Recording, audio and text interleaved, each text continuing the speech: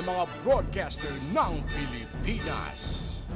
The following program is a paid broadcast. Any comments, views, and opinions expressed therein are those of the speakers himself and does not necessarily reflect those of the management and staff of this station. Bareta, aksyon, asin informasyon, sari-sari, halo-halong bareta na napapanahon, aksyon na dapat inuton, asin mga informasyon na pwedeng pakinabangan kan mga namamanwaan. Bareta, aksyon, asin informasyon. Ngunyan sa indo ng madadango kada Lunes hasta Biyernes, alas 5 hasta alas 6 ng paghahapon. Digdi sana sa indong pinagkakatiwalaan na istasyon, Radyo Ronda, DZKI, Iriga. Kaiba ang sa indong lingkod, Elma de Lima Gaspe. Laban, Laila, Laila de Lima. Ating ibalik ang hustisya at pag-asa. Laban, Laila, Laila de Lima. Ating ipanalo ang laban ng Pilipino. Tunay na pagbabago, walang patayan at panggagancho. Maayos na sitwasyon, maulad na nasyon. Inuuna ang bansa, hindi China o ganansya. Nakapwesto sa gobyerno, dapat hindi dorobo. Laban, Laila, Laila de Lima. Ating ibalik ang hustisya at pag-asa. Laban, Laila, Laila de Lima. Ating ipanalo ang laban ng Pilipino. Kung nais natin ang liwanag ng bukas, tayo na't lumaban, ibalik ang hustisya. Kung nais nating sumulong ang bansa, tumindig, kumilos, lumahok at magpasya. Laban, Laila, Laila de Lima. Ating ibalik ang hustisya at pag-asa.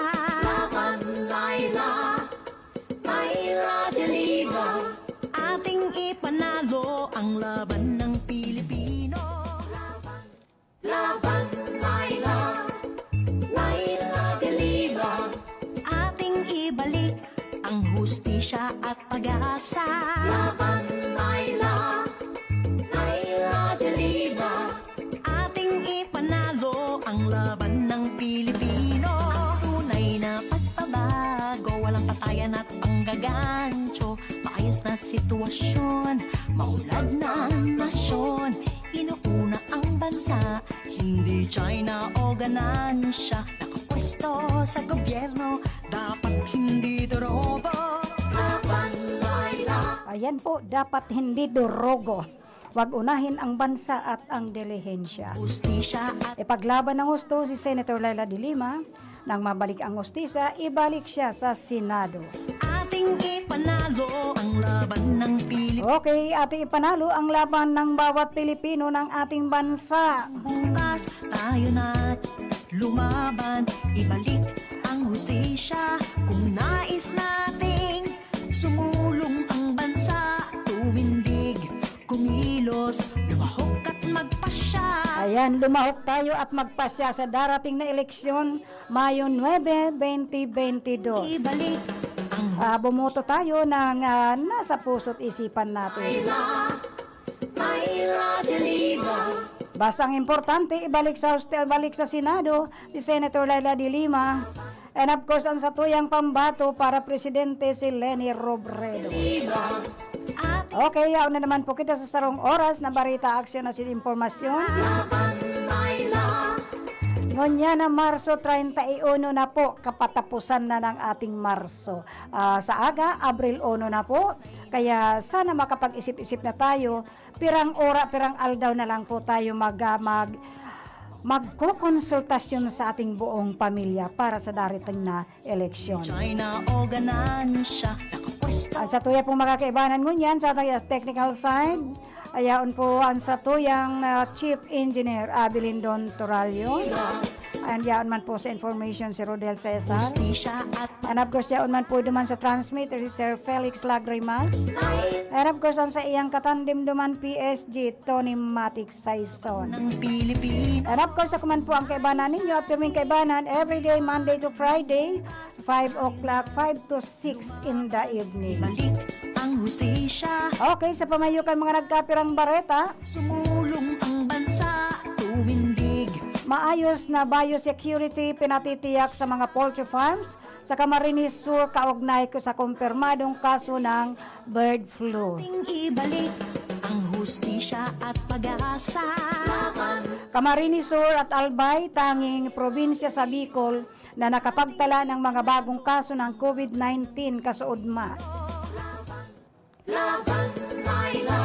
Healthcare utilization rate sa Camarines Norte nananatiling mababa. COMELEC hindi umano nagkulang sa pagpapaalala sa mga kandidato at partido sa paglalagay ng mga campaign materials. Panalo ang laban ng Pilipino. Tunay DepEd Legazpi inaasahan sa susunod na pasukan na makapag face-to-face na ng mga mag-aaral. na nasyon. Apaw hinimok ang mga albayano na mamuhunan sa pagsasaka. Ito sa gobyerno, dapat hindi durog. Ex-cabinet member ni Duterte inendorso si Kiko bilang Vice President. Ibalik ang hustisya at pag-asa. Duterte sa BIR, state tax, bakit di pa nakukolekta? Ang laban ng Pilipino. Kung nais natin ang liwanag ng bukas, tayo na Okay, sa detalye kan sa tuyang mga nagkapirang bareta, hustisya. Kung nais nating maayos na biosecurity pinatitiyak sa mga poultry farms sa Camarines Sur kaugnay sa kumpirmadong kaso ng bird flu. Pinatitiyak ng National Meat Inspection Service ang maayos na biosecurity ng mga poultry farms sa Camarines Sur. Ito ay kaugnay ng kumpirmadong kaso ng bird flu. ating Sa panayam ng Brigada News FM kay Regional Technical Director Rolando Marquez, sinabi nitong bago ibaba sa mga dressing plant ang manok, kailangang may mga dokumento na nagsasabing negatibo sa anumang sakit ito. Aniya ay nakabatay sa kautusan ng Department of Agriculture. panalo ang Ayon kay Marquez, ang insidente sa Bula at Sipokot ay malayo sa broiler growing areas. Kaya dapat hindi masira ang biosecurity ng alinmang poultry farms upang hindi kumalat ang virus. Kapag ganiyang mapigilan ang pagkalat dahil malaking industriya ito, ay makakaapekto ng husto sa paghahanap buhay kung may problema.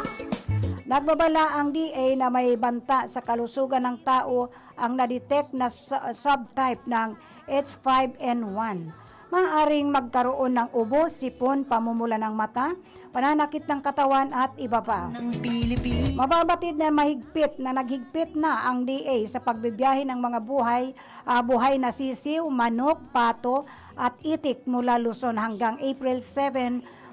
Bawal muna itong ibiyahe papuntang Mimaropa, Visayas at Mindanao upang maiwasan ang pagkalat ng sakit sa hayop.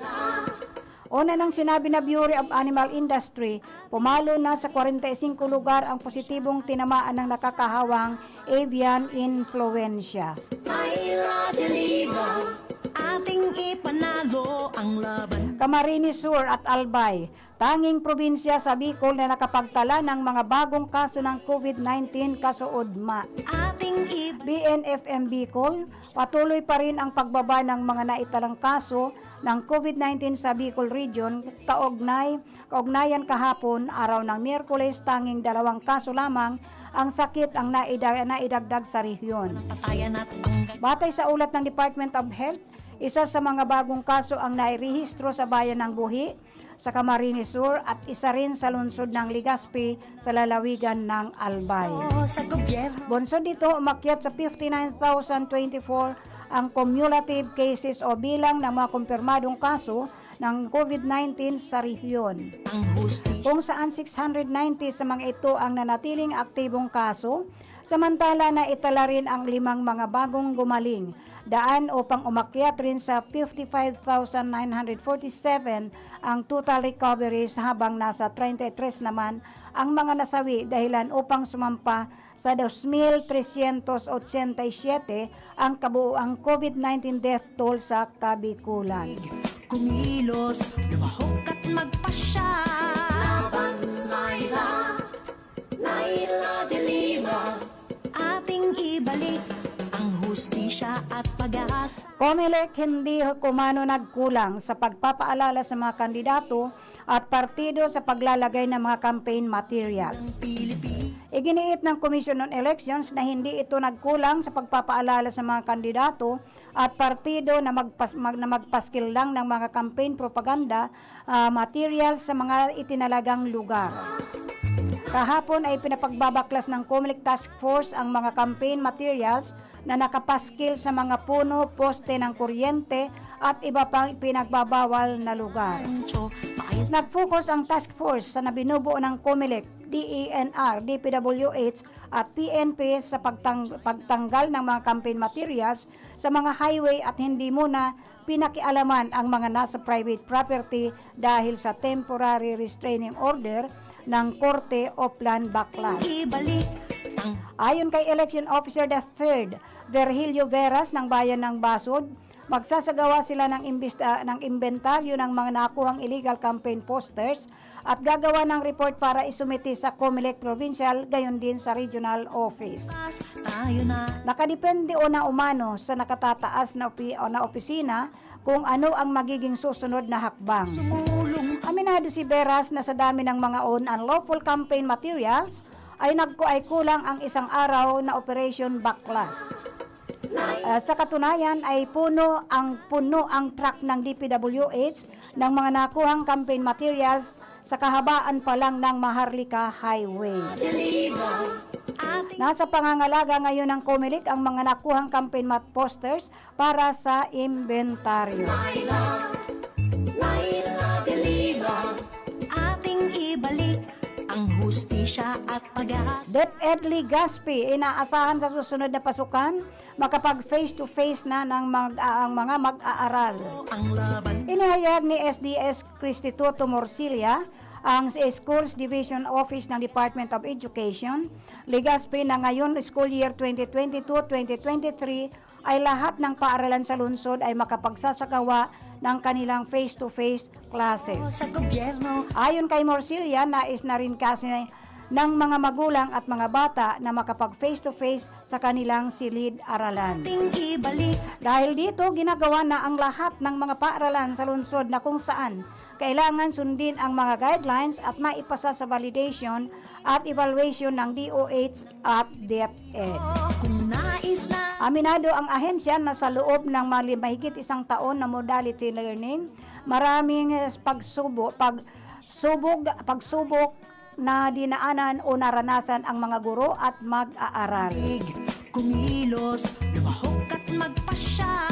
Ex-cabinet member ni Duterte, inendorso si Kiko bilang Vice President. Ayan po.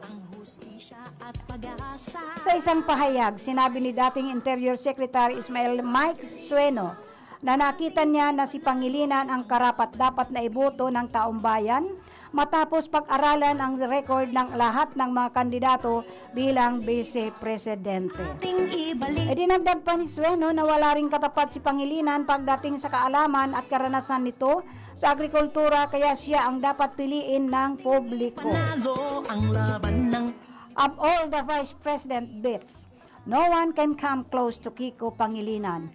Experience and passion for agriculture, wika ni Sueno. inuuna ang Aniya tanging si Pangilinan lang ang tumayo at lumaban para sa kapakanan ng mga magsasaka at mangingisda lalo na sa Mindanao.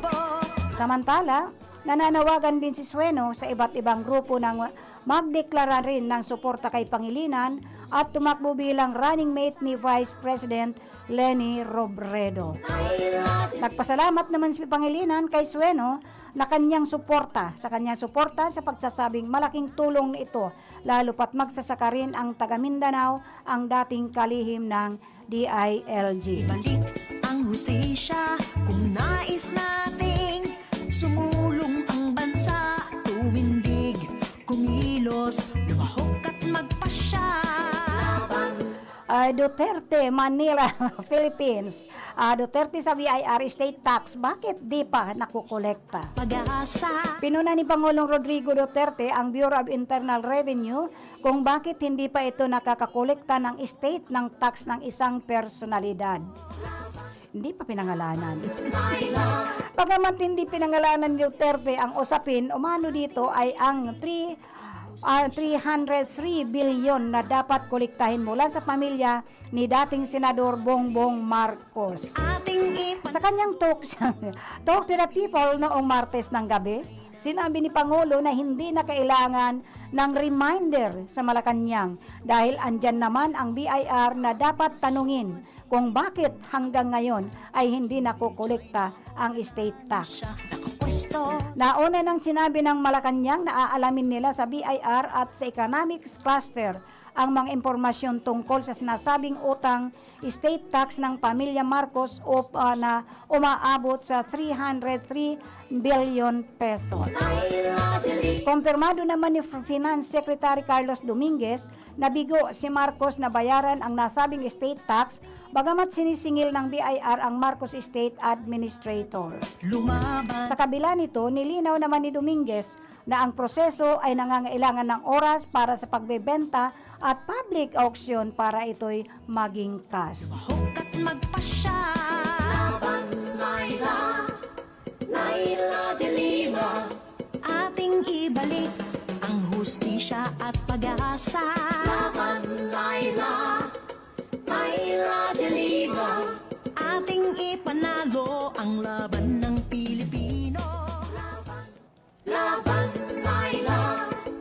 Naila de Lima, ating ibalik ang Okay, ang programa pong ito ay hatid sa endo ng main principal sponsor na si Susain Sionborn, Senator Laila de Lima, Melnan Daday Robles aspiring for City Councilor, Botchokoy Rex Oliva aspiring again, incumbent board member ng District 5. inuuna ang And of course, ni Mamber Ignao, aspiring for City Councilor again. gobyerno. And Rodolfo Jepoy Tino, also aspiring for City Councilor.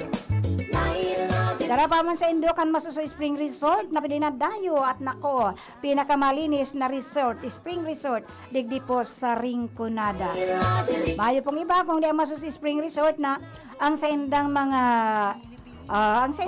mga swimming pool ay hindi po basta pinapatubigan.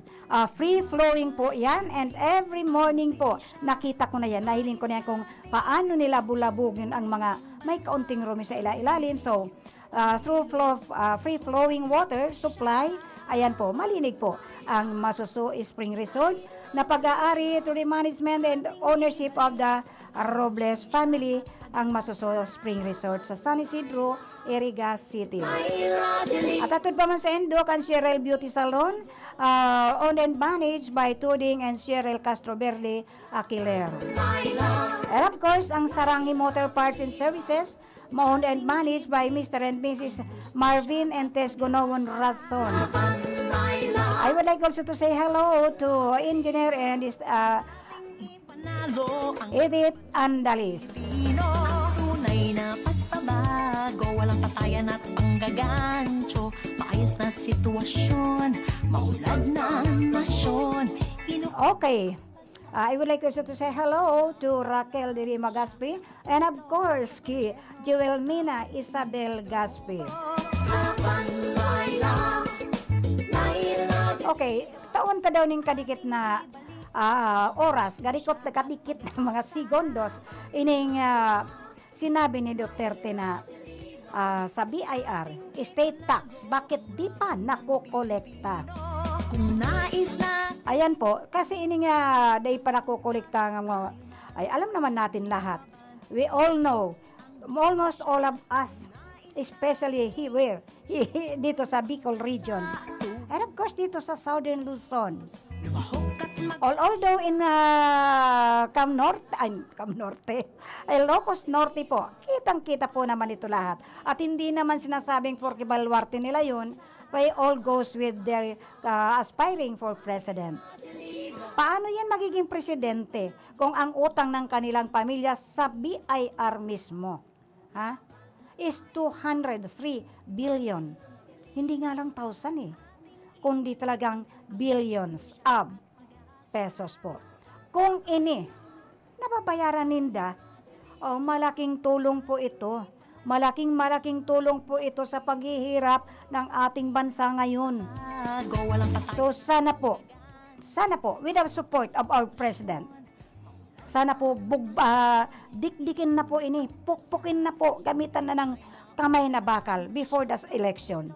Ilang araw na lang po election na tayo.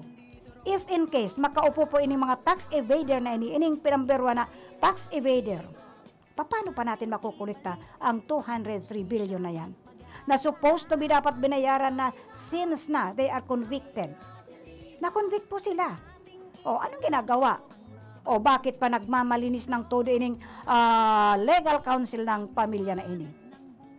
Hindi pa nila, arigluhin naman ninyo ito, parang na lang ninyo, bago pa mag-eleksyon, pukpukin na ito ng BIR or else. Convicted ba ka ining sarong aspiring for president na ini? Anong ginigibot akala ko ba maingipin ang BIR? Akala ko ba maingipin ang ating presidente, ang kasalukuyang administrasyon? Anong ginagawa ninyo? Anong ginagawa ninyo? Dapat man sana bigyan nyo na ito ng pagkakataon na makulikta man lang ito before the very soon coming election, May 9, 2022. Ang hustisya at pag-asa. So, sa Balita Aksyon, Informasyon. Laban Laila de Lima, laban at lamaban ka. Ating ibalik nyo po. Kapag naibalik natin si Senator Laila de Lima sa Senado, of course, napakaliwanag po. Ang hustisya at ang human rights ay sigurado maibabalik sa ating bansa. At ang pinaka-importante, hustisya. Justice is the most important in our nation, in our country. Wala tayong kalayaan kung wala tayong human rights, wala tayong justice. So, hustisya ang pag-asa ng bansang Pilipinas. Panalo ang laban ng Laban Laila de Lima. Tunay na pagbabago kung ang nais natin ay liwanag ng ating bansa. Ibalik sa Senado si Senator Laila de Lima. Sumulong ang bansa, tumindig, kumilos, lumahok at magpasya. Laban Laila, Laila de Lima. Ating ibalik ang hustisya at pag-asa.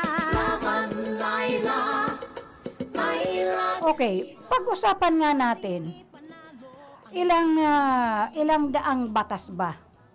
Ilang batas ang nagawa at naisa batas ni Senator Laila de Lima? Ang hustisya at pag-asa. Daang-daang Senate resolution po ang naisampa ni Senator Laila de Lima. Panalo. Although po ikinulong siya, ipinakulong, hindi po siya tumigil sa pagtulong sa paggawa ng mga resolutions, ng mga Senate resolutions na naisa sa gawa niya, na naisa sa batas. Hindi China o ganansya, nakapwesto sa gobyerno, dapat Ilang daang batas na nga ba? Libo na po, hindi lang daan. Libo, almost 1,700 ang naiga na Senate resolution ni Senator Laila de Lima. If I'm not mistaken, it is almost 1,700 Senate resolutions. Pilipino, kung nais Lumalaban siya, patuloy siyang lumalaban sa korupsyon at sindikato sa gobyerno. Kung kaya nga, ayan po, sabi nga ni Leni Robredo, si Senator Laila de Lima, ang una-unahang lumaban. Siya ang pinakaunang malakas ang loob, buo ang loob Sabi nga niya, a woman with a balls na lumalaban sa ating kasalukuyang administrasyon, laban sa korupsyon, sindikato sa gobyerno. Siya, wala pong iba. Itong mga incumbent na mga senadores na ini. Wala pong ibang lumalaban para sa human rights at para sa hustisya ng ating bansa. No other than Senator Laila de Lima. Ang laban ng Pilipino, tunay na pagbabago, walang patayan at panggagancho, maayos na sitwasyon. Hinanyugan natin ulitin yung recommendation ni Lolo General na no other than ang pamusong Bicolanong komedyante. Mayo pong iba kundi si Jaime Fabregas. Hinanyugan po niya to. Ako po si Jaime Fabregas. May iapot po ako sa Indo. Tano daw, ta sa bilog na istorya kang Pilipinas. Mayo pa, ni sarong Bicolano ang naging presidente. 5 na ang naging presidenteng gikan sa Central Luzon. Puon ki Ramon Magsaysay na taga Zambales. Ang mag-amang Diosdado Macapagal asin Gloria Macapagal Arroyo na halik man sa Pampanga. Ang mag-inang Cory asin Noynoy Aquino na haling Tarlac. Ang Ilocos Region, naigwang mas dikit na numero ng mga butante kumpara sa Bicol, nagibong magpagana nin tulong presidente. Si Elpidio Quirino, asin ang diktador na si Ferdinand Marcos, na nagtukaw sa pwesto sa laog nin 21 taon. Dangan si Fidel Ramos, na tubong Pangasinan. Sa Katagalogan man, yaon si Manuel L. Quezon, nagigad sa Tayabas. Asin si Joseph Erap Estrada na taga-NCR. Igwaman naging presidenteng hali sa Visayas, si Manuel Rojas, dangan si Carlos Garcia. Asinan Mindanao, nagkaigwana sa persona mismo ni Presidente Rodrigo Duterte. Ang Bicol, ang panlima sa may pinakadakol na butante sa Pilipinas. Kitaman, ang pan-apat sa pinakadakulang grupong etniko. Bakong oras na para mag-ilihir kita ning presidente na Bicolano. Ipagmati niya to sa enterong Pilipinas. Antibay, kusog, asin pusong Bicolano. Ipabisto ta sa kapwa Pilipino ang matanos na lider. Asing ipahiling ta sa enterong kinakban ang kakayahan asin sarid kan sa tuyang lahi. Naku, mauragong kita. Saka ang kandidato ta, ang pinakakwalipikado sa gabos ka mga nagdadalagan mo niyan. Ang pakiulay ni Lolo General sa ito gabos na mag-agda pa kita ning da imababa sa 5 pang botante na makisumaro sa satuyang katuyuan. Sa tuyang mga kahimanwa, uya na ang sunod na presidente kang Pilipinas. Deita na po palampason ang pagkakataon ini. Ang kapangganahan ta sa Mayo, kapangganahan kan lambang Bicolano, asin Pilipino. Linalauman ko po kamo. Ayan po, linalauman po tayo ni ang satuyang pambato and the most qualified of all those presidential candidates. Ang satuya po na Bicolana, si Leni Robredo, ang kainot-inuti na taga Bicol na uupo bilang presidente ng ating bansa. Leni Robredo. Walang patayan at panggagancho, maayos na sitwasyon, maulad na nasyon, inuuna ang bansa, hindi China o ganansya. Hinanyugan taga ni himbang paakit nag-endorse si Senator Kiko Pangilinan ang satuyang pambato man para vice presidente. Hinanyugan ta po. Ipanalo natin ulit si Senator Laila de Lima. Lahat ng kailangan natin sa isang mahusay na senador, nasa kanya. Tapang, check. Galing at husay, check. Sipag, check. Paninindigan, double check. Hashtag Lailaban tayo, kasama si Senator Laila de Lima. Ayan po, kasama si Senator Laila de Lima. Yan po ang sinasabi dahil si Senator Kiko Pangilinan po, kaibanan po ni Senadora Laila de Lima sa Senado. So, at least may aram po siya kung sino at kung ano si Senator Laila de Lima. Hinagunin niyo kung daw ining ipinaabot sa tuya kay ining ina kan 4-piece na may pong iba kundi si Senator Laila de Lima, the principal sponsor of this 4-piece Republic Act 11310, which is ang tinaguriang 4-piece. Alam mo ba, si Senator Laila de Lima ay tinaguriang ina ng 4-piece dahil siya ang nagtaguyod ng RA 11310 o Pantawid Pamilyang Pilipino Program Law upang maiangat ang antas ng pamumuhay ng mga kababayan nating mahihirap na nasa mahigit 4.4 milyong pamilyang Pilipino at madaragdagan pa. Ayan po. Ang ating kapangyarihan ay para sa mga walang kapangyarihan. Salamat, Senator Laila de Lima, sa pagpasa ng batas sa 4-piece. May laban kami sa gutom at sakit. Kasama mo kami sa laban mo, Senator Laila. Yan si Senador Laila. Kahit ginipit at ipinakulong, nagtatrabaho, lumalaban. Ibalik ang hustisya.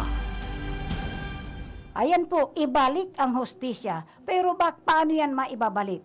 Ibalik muna natin ang babaeng may balls, si Laila de Lima. Ibalik natin sa Senado, tanganing may laban. Lalo pagyaon po ang satuyang pambato na si Leni Robredo. Ayan po, dalawang babae na puro may balls. So, hinanyugon pa natin kung bakit gusto pang tumakbo, kung bakit tatakbong muli si Senator Laila de Lima.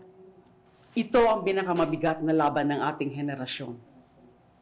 The greatest challenge of our lifetime has begun, and it would be a disgrace to those who have laid their lives for our rights and liberties if we cower. Hindi ito ang oras para mangimi at matakot. Bagkus, ito ang panahon upang tumindig at sumigaw hanggang ang alingaw-ngaw ng ating tinig ay basagin lahat ng tanikalang nagkukulong sa atin sa rehas ng karahasan. It is now or never. Panahon na upang tumugon at ibalik ang hustisya at pag-asa sa ating bayan. I am running again, so I may continue to speak and act on behalf of the victims of a regime so violent, corrupt, and incompetent. I will continue to fight so that we can demand justice and accountability, human rights and social justice, peace and freedom. Laylaban tayong muli. Ayan po, talagang laylaban tayong muli. Ibalik sa Senado si Senadora Laila de Lima para meron tayong peace of mind, peace sa lahat ng bagay sa ating bansang Pilipinas. Laban Laila, laban at lalaban si Senator Laila de Lima. So, kahit na nga, yan ang sinasabi ko, ipinakulong at nakakulong sa kanyang detention house. Pero padagos po ang sa iyang paglingkod. Ang paglingkod, ang paglaban, ang pagmamalasakit ng tapat sa mga Pilipino. Nilalabanan ang tiwali. Nilalabanan niya ang mga tiwali. Mamamatay tao, kahustisya at karapatan, ilalabang walang humpay ni Senator Laila de Lima. Yan po, nang dahil sa kanyang paglaban para sa mga katiwalian, nang dahil sa kanyang paglaban at pagsasapubliko niya ng EJK, yan po ang naging dahilan kung bakit siya ipinakulong. At hanggang ngayon, mag-aanim na taon na po na siya ay nasa kanyang detention house. Pero wala po siyang tigil sa paglingkod. Naglilingkod po siya ng tapat sa Pilipino. Ulit-ulit ko, nilalabanan niya ang tiwali, ang mamamatay tao. Ipinaglalaban niya ang hustisya at karapatan. Ilalabang walang humpay ni Senator Laila de Lima. At aasahang ipaglalaban ka. Paglalaban tayo muli ng ating ina ng 4-piece na si Senator Laila de Lima. Andyan po ang EJK, corruption at nilabanan niya. Kung kaya, nang dahil sa EJK and paglaban niya sa pagparama sa mamamatay tao, ibabalik ang hustisya at ang pag-asa ng bansa. Although, siya ay nandiyan pa rin sa kanyang detention house. Lahat tayo ay tumindig this coming election po, this coming election, lahat tayo tumayo, lahat tayo magkaisa sa laban ni Senator Laila de Lima. Aasahang ipaglalaban tayo ng ina ng 4Ps.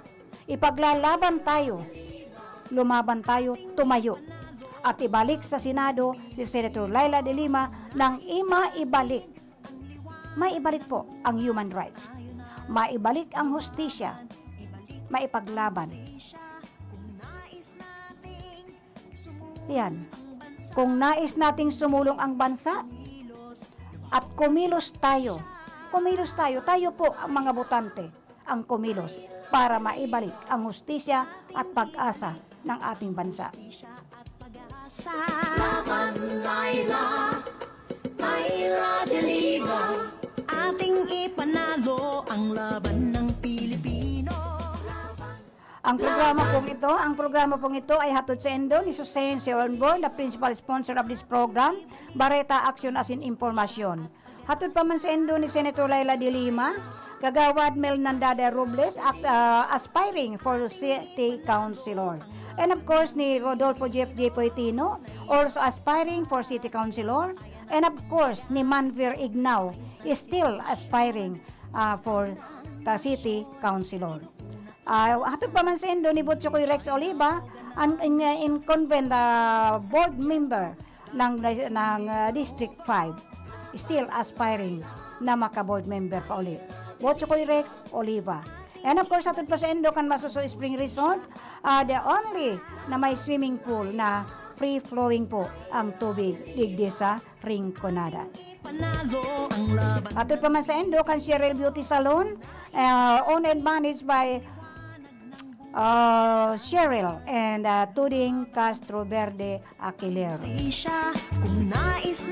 Hatod man sa inyo kan Sarangi Motor Parts and Services, and of course, ni Engineer Steve and Edith Andalis. Ang Sarangi Motor Parts and Services na pag-aari po ni Mr. and Mrs. Marvin Tess Gonowon Razon.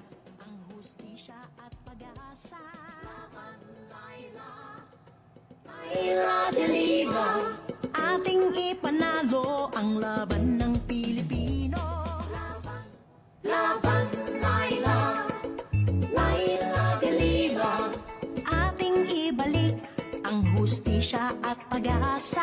Laban Laila, Laila de Lima, ating ipanalo ang laban ng Pilipino. Tunay na pagbabago, walang patayan at panggagancho, maayos na sitwasyon, maulad ng nasyon, inuuna ang bansa, hindi China o ganansya, nakapwesto sa gobyerno, dapat hindi dorobo. Laban Laila, Laila de Lima, ating ibalik ang hustisya at pag-asa. Laban Laila, Laila de Lima, ating ipanalo ang laban ng Pilipino. Kung nais natin ang liwanag ng bukas, tayo na't lumaban. Okay, tayo na't lumaban. Isulong ang paglaban ni Senator Laila de Lima. Ibalik natin siya sa Senado para maibalik ang human rights, ang ating hustisya, ang pag-asa ng bansa nating Pilipinas. Laila de Lima, ating ibalik. Okay, Senator Laila de Lima deplores continued proliferation of smuggled agricultural products from China. Grabe, pati mga agricultural products. Ano na bang nangyayari sa gobyerno natin? Ano na ba yan? Naghihirap na nungustang Pilipinas. Ang dami ng mga magtatanim, ng mga magsasaka. Ngayon, pinapasok pa ninyo itong agricultural products ng nitong mga singkit na ito. Re-electionist Senator Laila M. de Lima deplored the continued proliferation of smuggled carrots and other vegetables from China in local markets, which adversely affects the local farmers who are reportedly running out of capital due to the said smuggling. Ibalik Bakit ba hindi na ito alis-alis ng mga smuggled goods na ito? Marami naman tayong mga carrots na mga ganyan na mga pananim, mga gulay. Marami tayo niyan. Mayroon tayong mga local dito, nagtatanim na itong mga carrots na to, hindi lang sa Baguio City. Hindi lang sa La Union, hindi lang sa Ilocos tinatanim ang mga products na ini. So, bakit pinapasukan na naman? Hindi namang mga kapwa natin Pilipino, hindi naman makakakilos. Itong mga singkit na ito, itong mga sindikato na ito, itong mga smugglers na ito, without the knowledge of some of the administration. Nasa administration po yan. De Lima, Senator De Lima, a social justice and human rights champion, underscored the need for the government to increase the country's border control para maibitaran po ang smuggling and hold accountable of all these enablers. May mga kasabwat po kasi ito. May mga kasabwat dahil hindi naman basta-basta makakapasok ng mga illegal, ng mga smuggled goods kung wala ining mga kasabwat. Unang-una na po sa custom. Maalala ko po, kahit pong sumasama-sama ako sa asawa ko po, nakabarko po kami from Singapore, from France to Singapore, and then from Singapore to Pilipinas po. Dumaong po ang barko na sasakyan namin dyan sa Cebu City. Sa Cebu. Sa daungan dyan po sa Cebu. And that is the first time na nakarating po ako ng Cebu. At ang naalala ko, pag umakyat ang custom, ang sabi ko nga nun, hindi ko tinawag yun na custom. They are cash. Cash po, as in cash. Custom. Kasi ang problema po ini mga how to control, to prevent this is food smuggling, nagdidepende po ito sa custom kasi dumadating po ito sa mga container ba na ini, mga container po na ini sa mga daungan. At ang nagko-control po dyan ay ang ating custom. Custom po. Just imagine yung dala-dala lang namin na bisikleta, gusto pa bigyan ng tax. Ay personal po yan na bitbit namin. Personal na gamit. Talaga pong sobrang nag-i-inspection sila. At pagbaba pa niyan, yan ang sabi na may mga puchiko. Anong puchiko yon? Yung mga imported goods sa barko. Grabe po. Ini po ang pakatutukan ng gobyerno. Sa susunod na administration po, sana po tutukan ng gusto ang ating custom. Kasi dyan po idinadaan, dyan po bumabagsak ang ini na mga smuggled goods. Dyan po ang laki ng nawawala sa government natin kung hindi bibigyan atensyon itong mga pangyayaring ito. So, to control, to prevent food smugglings and hold accountable all its enablers. Sabi ni Senator Laila de Lima, our local farmers have been complaining, nagrereklamo na po ang ating mga local farmers of the adverse effects sa mga nangyayari pong ini ng smuggled carrots from China being sold in various markets in the Philippines. Since last year pa ini, halatang halata kung ang mga bagwaang carrots is not from our local farmers. Halata po, makikita natin. So, it is unacceptable, hindi katanggap-tanggap po ito, that they are still struggling with the same issue today as they are being forced to compete with prices. Kinukumpetensya po tayo, itong ating mga local farmers, with prices that they cannot match. Kasi paggaling po sa mga insekto, masyado pong mura. Nakita nyo naman kung ano ang mga mga goods nito galing sa mga insekto. Talaga pong sobrang mura. Anything, maski sa mga kagamitan po. Anything, dinadala dito ng mga gawa po sa mga singkit. Disposable po. Disposable. And hindi pa natin alam kung ano ang nandyan sa mga carrots na yan. Dahil may napanood nga ako mga meat products kung paano nila bumbahan. Oh, may nag-share po no na Pilipino na siya rin na nagtatrabaho doon sa lugar na yon. Kung kaya nakunan niya ng video at ipinag-share dito sa Pilipinas na nakaano sa atin yung mga goods na yon, foods na yon is mga foods na yun galing sa mga insekto na wag tayong bibili nun at wag nating kakainin. So, every single day that smuggling continues to run rampant. Local farmers lose income massively, which not only affect them and the family that they feed. Ang apektado po nun hindi lang ini mga magsasaka, kundi pati na po ang kanilang pamilya. Unang-una na po, the most affected ay ito pong ang affected po ay ang ating mga local farmers. So, commercial muna tayo, hanap buhay muna tayo.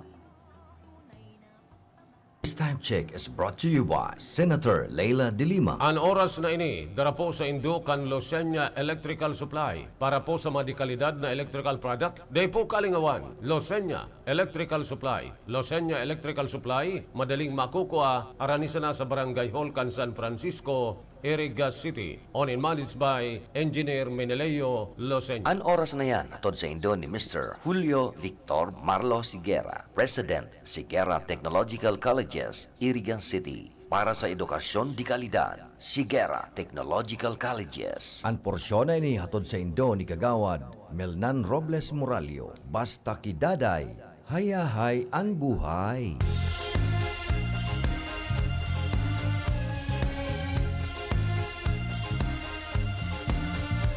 Karapatan ng mga patay, aking ipaglalaban. Mga kababaihan, ang poprotektahan. Boses ng kabataan, aking pagkikinggan. Ating kalusugan, ang ingatan. Paglilingkuran ng mga irigen, magsisilbing magandang ihempo. Lagi kayong una sa puso ko, dahil kay Daday, hayay ang buhay.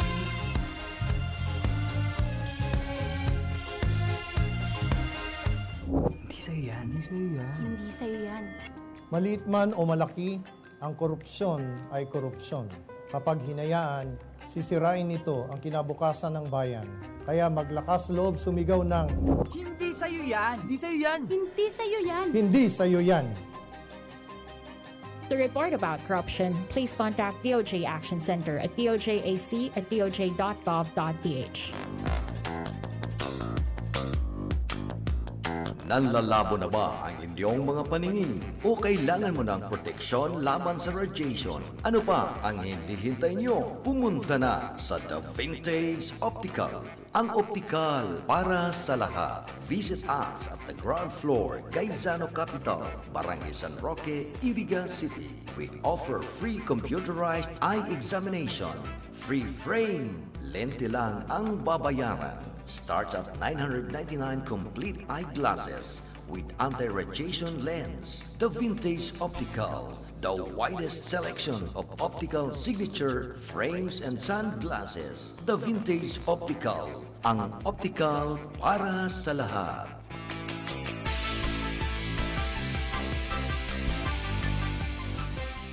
Saro sa mga kumonahelang kan mga senior citizen ngunyan, iyo ang katarata. Pag-igwakan katarata, malabo ang paghiling mo, taigwang puting layer na nakatakop sa mata mo. Kaya lang, mahal magpa-opera ning katarata. An iBerry ang epektibong bulong sa katarata, asin iba pang kamatean sa panlalabo kan mga mata. An iBerry, igwang bilberry, asin ini gibo sa Amerika. Epektibo man an iBerry sa glaucoma, pterygium, astigmatism, pamumula, pagluluha, gatol, asin makulog ang mata dahil sa sobrang paggamit kan cellphone asin computer. Ang iBerry mababakal sa Mercury Drug, St. Joseph, Watson's, asin sa indong suking butika. Mahalagang paalala, ang iBerry ay hindi gamot at hindi dapat gamiting panggamot sa anumang uri ng sakit. Aram daw nindo kung taano importante ang kidney sa satuyang lawas. Ini ang nagsasara kan mga ati asin toksin sa satuyang dugo. Kung maraot ang satuyang kidney asin dai magfunksyonin tama, posible magkahelang kita asin magkaigwanin manlain-lain na kailangan. Arog kan panluluya, kulang sa turog, difisil na pag-ihi, gatok na kasukasuan, pagkaribong asin difisil na paghangos. Tanganing makalikay sa helang sa kidney, ang solusyon dyan, iyo ang Kidney Care. Ang Kidney Care, produktong gibo pa sa Amerika, asin may sangkap na vitamins asin minerals na nagpapakusog kan sa tuyang kidney. Ang Kidney Care, katabang man sa padagos na sirkulasyon asin paglinig kan toxin sa lawas ta. Kuplita mahal na marhay ang magpa-dialysis asin magpa-opera sa kidney stones, kaya likayan ang kidney stones, UTI, dialysis asin kidney failure. That's why you really care. Always take care of your kidney with Kidney Care. Ang Kidney Care mababakal sa Mercury Drug, Watson's, South Star Drug, Rose Pharmacy asin mga nanginyanot na drugstores nationwide. Ang Kidney Care hindi gamot at hindi dapat gamitin panggamot sa anumang uri ng sakit. Ang tamang oras po, alas 5:50 na po ngunya na pagkahapon. At pag-asa Laban Laila de Lima, ating ipanalo ang Okay, pagpadagos ko po ini pinag-uulayan tayo ining food smuggling. Ini po carrots lang at saka ano pang gulay. Pero talagang apektado po nito ng gusto ang ating bansa. Lalo na ang ating mga itong mga farmers natin, itong mga local farmers natin. So, dapat po hindi ito i-allowed. All these smuggled carrots and other vegetables to further translate to millions of pesos of losses. Malaki ang nawawala dito sa ating gobyerno. And lost, itong mga customs na ini, sabi ko nga ining custom sa Pilipinas, hindi po ito cost na dapat tawa apo doon na custom. Ang dapat apod talaga sa India is custom. Cash po. Yung cash. How much is the cash and the custom? Duty po ninda ini, pero minsan po, di ba, nagkahulihan na ito ng kailan ba yun, na dapat nga na-reshuffle sila. Pero, ito pa rin. O bakit still? Namamayagpag pa rin itong mga smuggled goods na ini mga smuggled by vegetables na ini. O, carrots lang po yan. Pero bakit ibinabagsak nila itong local farmers natin? Pinapabagsak ninyo yan eh. Ang mahal-mahal pagdating dito sa probinsya. Paano hindi nila mamahalan yan? O, ang transportasyon na lang. Ang pagbabiyahin yan, yung mga local producers niyan, yung mga ating mga farmers, paano sila makakabawi? Na ibinabagsak ang presyo nitong mga smuggled carrots na ini. So, during the Senate hearing, the League of Associations at the La Trinidad Vegetable Trading Areas lamented that the local farmers based in La Trinidad, Benguet, are now losing 2.5 million pesos a day after more smuggled carrots entered market this year. See? Hindi lang nalulugi ang gobyerno. Kawawang mga local producers natin. Kawawa ini mga local farmers natin. Meron naman ng tayong sarili. Bakit kailangan pang mag-angkat? Dapat bigyan ito ng attention ng ating gobyerno. Sino na ba ang Secretary of Agriculture? Bakit hindi niya ito nakikita? Ano lang bang nakikita niya? So, Agot Balanoy, the Public Relations Officer of the group, ay report niya, reportedly warned that the farmers are running out of capitalization. Just imagine, itong mga local farmers natin, nawalan na ng capital because bagsak nga ang kanilang mga produkto due to this rampant smuggling, with some throwing away as much as half of their harvest because no one is buying. Kasi nga itong mga imported nga mas mura kaysa sarili nating mga products. So ano mangyayari diyan? Sino pang bibili niyan? Natural ang ating mga negosyante, they will buy. Bibilihin nila yung mura rin para maibenta nila ng magkano. Kumusta na ngayon ang ating mga local farmers? How will they harvest? How will they sell those mga products. In a post on Facebook page League of Associations kan La Trinidad Vegetable Trading Post, the group shared that despite the dialogue with Department of Agriculture, Central Office of Bureau of Plant Industry, smuggled China carrots that flooded Divisoria, Prosi Market, Balintawak, and other K markets doubled in volume. Just imagine, paano pa makakapagbenta ining sa tuyang sariling pananim.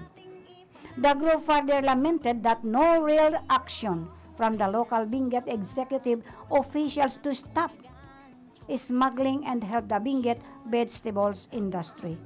Anong pang ginagawa ng ating gobyerno? Nasaan ang ngipin, ang tapang at malasakit ng gobyernong ito para sugpuin ang smuggling? May nalalaman pa si Duterte noon na sandali lang daw ngayong masusolusyonan ang problemang ito. Pero matatapos na ang termino niya. Laganap pa rin ang pagpapalusot ng mga illegal na produkto. Ayan po, kitang-kita natin. Hindi pa nakakabangon ang ating mga magsasaka sa bangungot at pagkalugi na dala ng pandemya. Pero ito, pinapapayak pa rin ang kanilang pasanin ng smuggling. Yung kita nila parang aksyon ng gobyernong napakatumal. Bakit ba? Kawawa ang pinakakawawa. Kawawa ang mahirap. Walang ibang naghihirap sa panahon ngayon, kundi talagang yung mga mahihirap. So, the lady senator from Bicol, Laila de Lima, maintained that the government cannot ignore such issue, saying that food smuggling could cripple the local food industry because it would make the country's economy almost totally dependent on imports. Ang imported na ba tayo? The government must do something to stop food smuggling lest they want our country to be at the mercy of food producing countries. Let's not wait for the time wherein we will not anymore be able to control the volume and price of goods to be made available to us. Last year, sinabi pa ito ni De Lima. She proposed Senate Resolution number 924, stating that the Senate duty bound to ensure the government is strictly implementing the law against agricultural smuggling and provide mechanisms to improve the country's policy regarding the said issue to protect our local farmers, especially during this time of pandemic. Sana po, aksyonan ito ng ating gobyerno bago pa po totaling magutom ang ating mga local farmers. Okay, luway-luway na po kita magpapaaram dahil oras na naman. Ang sa tuya pong mga nakaibanan sa technical side, andyan po si Sir Engineer Abilindon Toralio.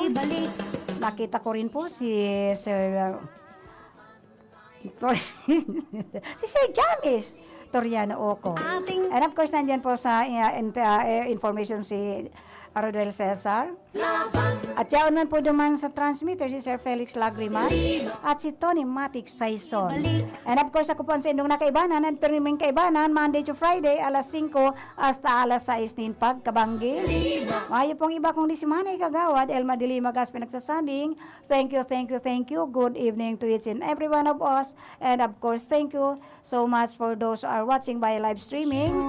And of course, those who are listening from their transistor radio. Hindi ko na po kayo mga mapasalamatan by your names. Kasi oras na naman po lang. Hingin ko lang sa tuyang oras. But anyway, thank you. God bless us all. The preceding program was a paid broadcast. Any comments, views, and opinions expressed therein